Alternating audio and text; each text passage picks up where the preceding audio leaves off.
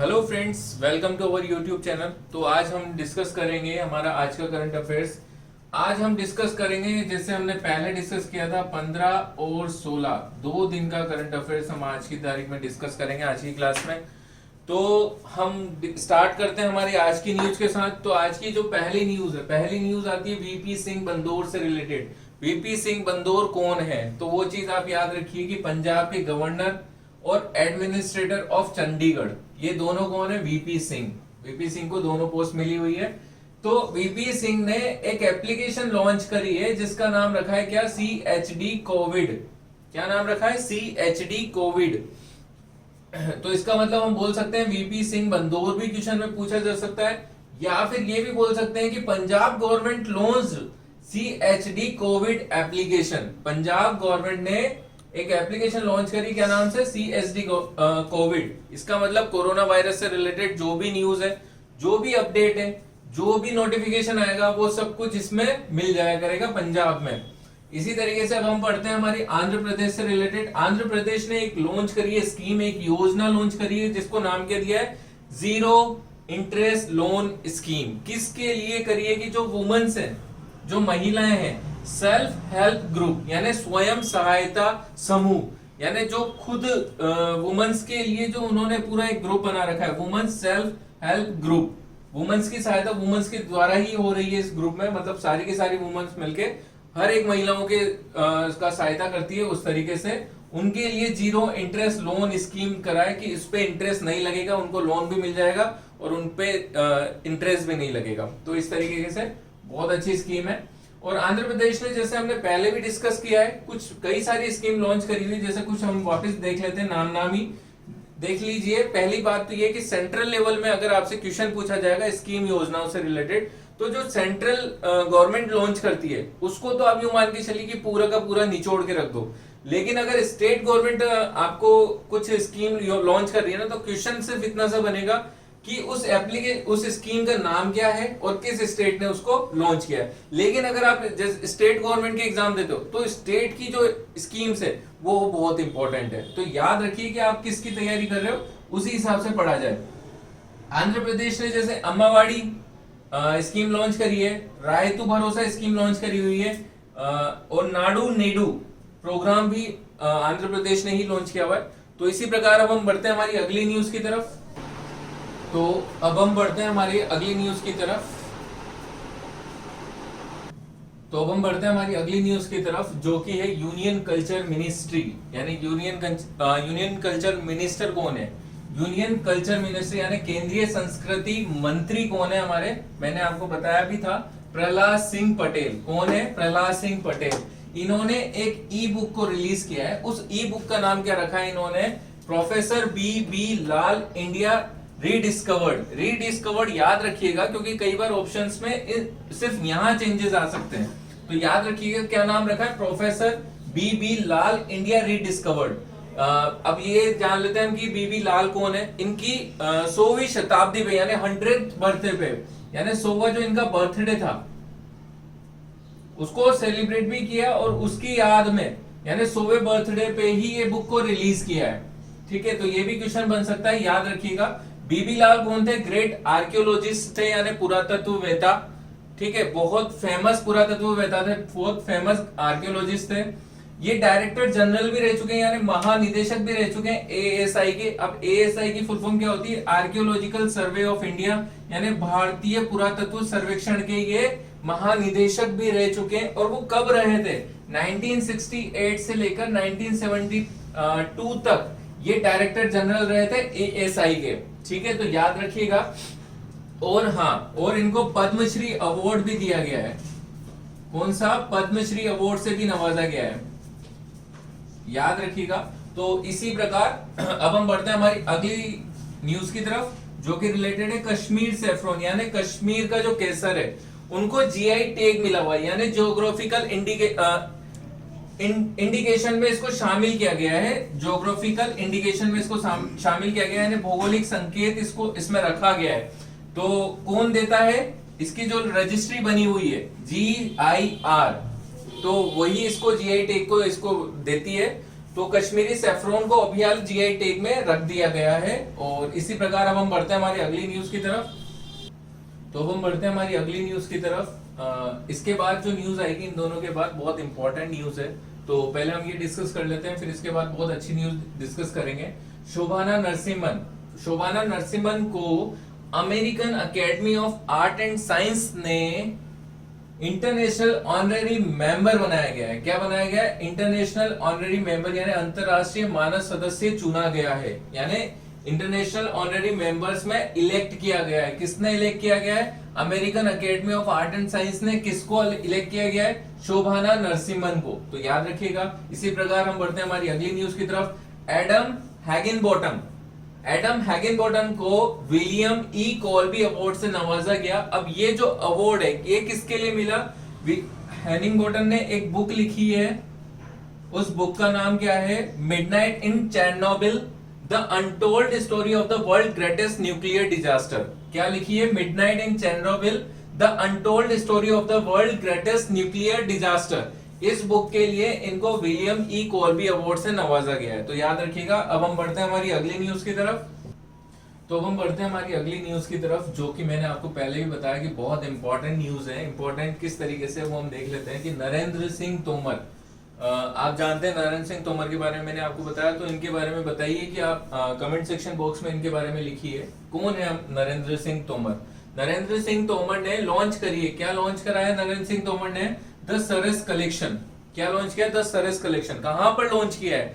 तो वो लॉन्च किया है government e market place portal में। कहां पर लॉन्च किया है? Government e market place portal में। तो इस न्यूज के बारे में मैं थोड़ा सा आपको डिटेल में समझाऊंगा। उस डिटेल में मैं जैसे कि मैं आपको बताता हूं, आप लोग जानते होंगे अमेजन, फ्लिपकार्ट कंपनी, दोनों को जानते होंगे। क्या है? ऑनलाइन मार्केट प्लेस है जहां पर चीजें हमें ऑनलाइन प्रोवाइड करवा दी जाती है। तो क्या है? अमेजन या फ्लिपकार्ट। तो क्या होता है अमेजन या फ्लिपकार्ट में? जैसे इसमें कई सारे वेंडर्स होते हैं, कई सारे इसमें सेलर्स होंगे, बहुत सारे जो अपना प्रोडक्ट उसमें ऑनलाइन इसके पोर्टल में डाल देते हैं और वहां से खरीदता कौन है? हम जैसे खरीदते हैं, यानी आप जैसे, हम जैसे, ये सब खरीदते हैं। तो कुछ तो होंगे इसमें क्या? वेंडर्स, कुछ मतलब वही वेंडर्स को ही सेलर्स हम मान लेते हैं, सेलर्स होंगे। और वेंडर्स सेलर्स क्या करेंगे? अपना प्रोडक्ट इसमें सेल करेंगे, ठीक है। तो उसी तरीके से गवर्नमेंट ई मार्केट प्लेस होता है, जीईएम, ठीक है। तो जीईएम क्या होता है? एक पोर्टल बनाया है, लाइक जैसे अमेजन और फ्लिपकार्ट है, उसी तरीके से एक ये पोर्टल बनाया हुआ है। इस पोर्टल में जो वेंडर होंगे अब या जो सेलर होंगे वो कौन होंगे? वो गवर्नमेंट के द्वारा रजिस्टर्ड या ऑथोराइज्ड जिनको करा हुआ है वो होंगे। तो उसी तरीके से एक ये जो सरस कलेक्शन है, इसमें क्या होगा? यही इंपॉर्टेंट है कि इसमें जो रूरल एरियाज है, जो ग्रामीण इलाके हैं हमारे, उस ग्रामीण इलाके को उस ग्रामीण इलाके में जो सेल्फ हेल्प ग्रुप है यानी स्वयं सहायता समूह, तो वो एक प्रोडक्ट डेवलप करेंगे या प्रोडक्ट बनाएंगे, उसे जीईएम में रखा जाएगा। किसमें रखा जाएगा? जीईएम में। यानी क्या होता है? जीईएम क्यों बनाया गया इसके बारे में भी हम डिस्कस कर लेते हैं। गवर्नमेंट में जैसे कि हम देखते हैं कि गवर्नमेंट कुछ चीज खरीदेगी, कहां से खरीदेगी? वही मार्केट से जाकर ही खरीदेगी। लेकिन ये होता है कि बहुत ज्यादा इसमें धांधली होती है। धांधली इन द सेंस किस तरीके से कि आपने चीज खरीदी कितनी में? 4 रुपए में, लेकिन उसको शो कितने में कर दिया? 400 रुपए में, कि भाई हम तो 400 रुपए में खरीद के आए। तो इसमें क्या हुआ? थोड़ा सा तो बहुत ज्यादा डिफरेंस हो गया ना। तो यही चीज, ये चीज, इसका मतलब ट्रांसपेरेंसी यानी पारदर्शिता क्लियर रहे, इस वजह से जीईएम बनाया गया पोर्टल, ताकि आप लोग अपनी रेट, अपनी इच्छा अनुसार जो भी रेट आप डिसाइड करते हो वो इस पोर्टल में डाल लें और गवर्नमेंट आपका जो है वो इसी पोर्टल से आपका प्रोडक्ट खरीद ले, ताकि वो इजीली उसको कर सके। तो इसमें क्या होगा? 4 रुपए की चीज 4 रुपए में ही मिलेगी, ना कि 400 रुपए में। यानी जो थोड़ा बहुत प्रॉफिट होगा वो आप ही को मिलेगा। तो ये है इस तरीके से जीईएम। इसमें DAY एनुअल यानी दीनदयाल अंत्योदय योजना, नेशनल अर्बन लाइवलीहुड मिशन, इसमें और जीईएम इन दोनों के बीच में समझौता हुआ। क्या समझौता हुआ? ये समझौता हुआ कि स्वयं सहायता समूह यानी सेल्फ हेल्प ग्रुप वाले जितने भी हैं वो कुछ प्रोडक्ट यानी ग्रामीण इलाकों में वो कुछ प्रोडक्ट डेवलप करेंगे और उसको किस में रखा जाएगा? जीईएम में, ताकि जो हमारा ग्रामीण इलाका है वो क्या हो? थोड़ा सा और ज्यादा डेवलप हो सके। तो ये इसके लिए बताया गया कि सरस कलेक्शन इसलिए रखा गया है कि जो भी हमारे पास ग्रामीण इलाके से जो भी इसमें पार्टिसिपेट यानी इसमें जो हमारा वेंडर बनना चाहता है, जो सेलर्स बनना चाहता है, वो बनना चाहता है, वो इजीली बन सकता है। तो बहुत अच्छा ये जो हमारा रखा हुआ है, हमारे नरेंद्र सिंह तोमर ने रखा है। तो ये हमारी आज की न्यूज है बीएल वाली। तो इसी प्रकार अब हम बढ़ते हैं हमारी अगली न्यूज की तरफ। एक्वेटिक वर्ल्ड चैंपियनशिप, यानी इसको आप स्विमिंग चैंपियनशिप के नाम से भी जान सकते हैं कि स्विमिंग वर्ल्ड चैंपियनशिप कहां पर होगी? जापान के फुकुओका में। कहां पर होगी? फुकुओका में। कब होगी? 2022 में। पहले ये 2021 में होने वाली थी, लेकिन ये अभी इसको एक्सटेंड कर दिया गया, इसको पोस्टपोन कर दिया गया है। अब ये होगी कब? 2022 में। कौन करवाएगा? फीना यानी इंटरनेशनल स्विमिंग फेडरेशन। कौन करवाएगा? फीना। इसका हेडक्वार्टर कहाँ है? फीना का हेडक्वार्टर है लोसेन में, स्विट्जरलैंड में। कहां पर है? लोसेन में। तो अब हम बढ़ते हैं हमारी अगली न्यूज की तरफ। जो हमारे कजाकिस्तान के प्रेसिडेंट है, प्रेसिडेंट कौन है? वो है कासिम जोमार्ट टोकायेव। कौन है? Qasim Jomart Tokayev. इन्होंने मोलेन अशमबोयेव। कौन? मोलेन अशिमबोयेव। किसको? मोलेन अशिमबोयेव को अपॉइंट किया है। किस चीज के लिए अपॉइंट किया? उच्च सदन के जो है उसके सदस्य बनाया गया है। क्या बनाया गया है? उच्च सदन के सदस्य के रूप में अपॉइंट किया है। किसको? मोलेन को। किसने? प्रेसिडेंट ऑफ कजाकिस्तान ने, यानी speaker of Kazakhstan upper house का स्पीकर बनाया गया है। ठीक है। तो अब हम बढ़ते हैं हमारी अगली न्यूज की तरफ। डीआरडीओ जानते होंगे सभी, defence research and development organisation. DRDO ने एक टावर डेवलप किया है, यानी डिसइंफेक्शन टावर डेवलप किया है, जिसका नाम क्या रखा गया है? यूवी ब्लास्टर, यानी अल्ट्रावायलेट ब्लास्टर। ये एज ए सैनिटाइजर काम करेगा, यानी कीटाणु शोधन के लिए ही बनाया गया है। यानी जो भी हमारे हाईली इन्फेक्टेड प्रोन एरियाज है, यानी जो हमारे पास ज्यादा जहां पर संक्रमण ज्यादा है, चाहे वो कोरोना वायरस का, जैसे हम देख रहे हैं कि कोरोना वायरस के लिए जहां पर संक्रमण ज्यादा है, जहां पर हमारे पास हॉटस्पॉट है, जो हॉटस्पॉट बनाए हुए हैं, वहां पर इन्फेक्शन हमारे पास बहुत ज्यादा है। तो उसके लिए एक यूवी ब्लास्टर टावर बनाया गया है, जिसमें अल्ट्रावायलेट रेज निकलेगी और उससे क्या होगा? जो उसका इन्फेक्शन है, यानी उसको दूर किया जाएगा। ठीक है। किसने डेवलप किया है? डीआरडीओ ने डेवलप किया है डिसइंफेक्शन टावर के नाम से, और उस टावर का नाम क्या रखा है? UV blaster. तो याद रखिएगा नाम क्या रखा गया? UV blaster. डीआरडीओ 1958 से स्टार्ट है, और इसका हेडक्वार्टर कहां पर है? इसका हेडक्वार्टर है न्यू दिल्ली में। कई सारे एग्जाम्स में पूछा गया है, स्टेट राजस्थान स्टेट के भी मोस्टली एग्जामों में पूछ चुके हैं, तो याद रखिएगा, बहुत इंपॉर्टेंट है। इसके चेयरमैन कौन है? जी सतीश रेड्डी। कौन है इसके चेयरमैन? जी सतीश रेड्डी। इसी प्रकार हम बढ़ते हैं हमारी अगली न्यूज की तरफ। एचडीएफसी बैंक ने एक गाना यानी एक सॉन्ग रिलीज किया है। उसका नाम क्या रखा गया है? उस सॉन्ग को क्या बोला गया है कि हम हार नहीं मानेंगे। क्या है? हैशटैग हम हार नहीं मानेंगे। किसने लॉन्च किया है? एचडीएफसी बैंक ने। किसके लिए? जो हमारे कोविड-19 पैंडेमिक यानी महामारी चल रही है, उसमें कई सारी होप्स, जो आशाएं रखते हैं हमारे पास, जो इंडियंस हैं, जो आशा रखते हैं कि नहीं हम इससे जरूर निकलेंगे, तो उस आशा को और बढ़ाने के लिए, और मोटिवेट करने के लिए ये सॉन्ग रिलीज किया है, हम हार नहीं मानेंगे। इसका म्यूजिक किसने दिया है? इसका म्यूजिक दिया है ए आर रहमान ने, और इसको लिखा किसने? इसको लिखा है प्रसून जोशी ने। किसने? याद रखिएगा, बहुत इंपॉर्टेंट न्यूज है ये भी। तो इसी प्रकार अब हम बढ़ते हैं हमारी अगली न्यूज की तरफ। जैसे झारखंड से रिलेटेड हम बात कर लेते हैं। झारखंड के मुख्यमंत्री कौन है? झारखंड के मुख्यमंत्री का नाम है हेमंत सोरेन। हेमंत सोरेन ने अभी 3 स्कीम लॉन्च करी है अपने स्टेट में। 3 स्कीम लॉन्च करी है रांची के अंदर। कहां पर? रांची में 3 स्कीम लॉन्च करी है। तो जितनी भी स्कीम्स लॉन्च हो रही है अभी के टाइम पर, क्योंकि एक्चुअली क्या है कि जैसे कोरोना वायरस चल रहा है, लॉकडाउन चल रहा है, न्यूज़ेस बहुत कम है, तो अलग अलग स्टेट अपनी अपनी स्कीम्स लॉन्च कर रही है। तो आने वाले पेपर में जो क्वेश्चन बनेगा ना, वो स्कीम से बहुत ज्यादा क्वेश्चंस बनेंगे। तो याद रखिएगा स्कीम्स के लिए, जैसे कि स्टेट है, मैंने आपको आज के वीडियो में ही आपको बताया, हमारे थोड़ी देर पहले ही आपको बताया था कि स्टेट के सिर्फ हमें नाम से याद रखना है, क्योंकि झारखंड में के लिए तो हम स्टेट को अभी वाला एग्जाम देंगे नहीं, तो हम सेंट्रल के लिए कर रहे हैं और स्टेट के लिए हम करेंगे। जैसे राजस्थान से रिलेटेड जितनी भी स्कीम्स होगी उसको बहुत डिटेल से हम पढ़ेंगे।